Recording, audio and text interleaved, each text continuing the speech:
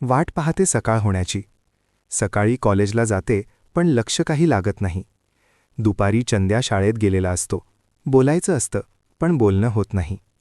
कॉलेजमधून आल्यावर श्वेताला भेटते. श्वेता, सुमनकडून पुस्तक आणशील आज? पिलास? श्वेता, बाकी सर्वे झालं का? चंद्या अंती अनुभवी स्त्री. मंदा, थोडं झालं, थोडं बाकी आहे. बोलणं झालंय. श्वेता, कोण आहे?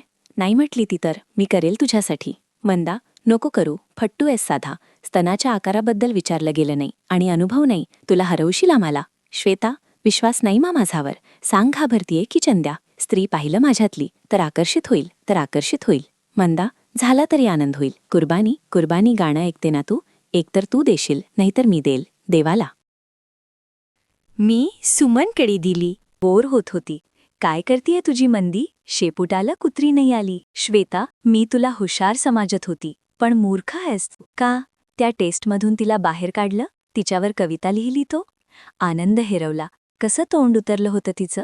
मी तिला काढलं होतं तर कमीत कमी मिठी मारावी, मुके घावे लागतील असं म्हटली असती ना. पण जाऊ दे, बरं झालं.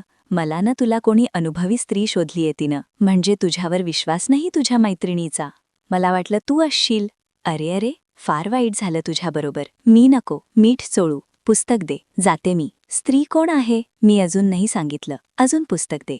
आणि हो, पुस्तक वाचून कसं काय कळेल ग? सुमन, तूच पहा किती रोमांच उठतो, मग कळेल तुला. काय होतं तर कसं कळेल?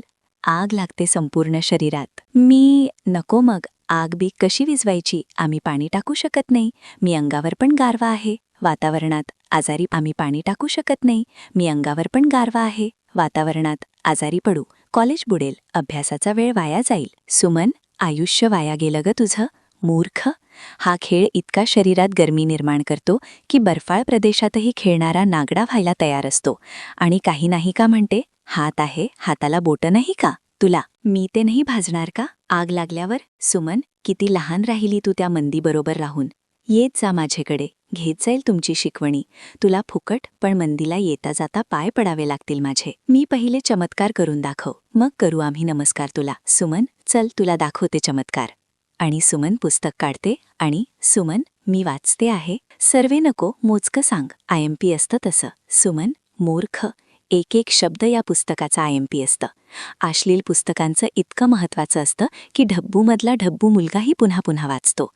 अतिमहत्त्वाचे प्रश्न वाचवा, इतकेदा वाचता मुलं मुली. आणि तुला यातूनही IMP हवे आहेत का? मूर्ख.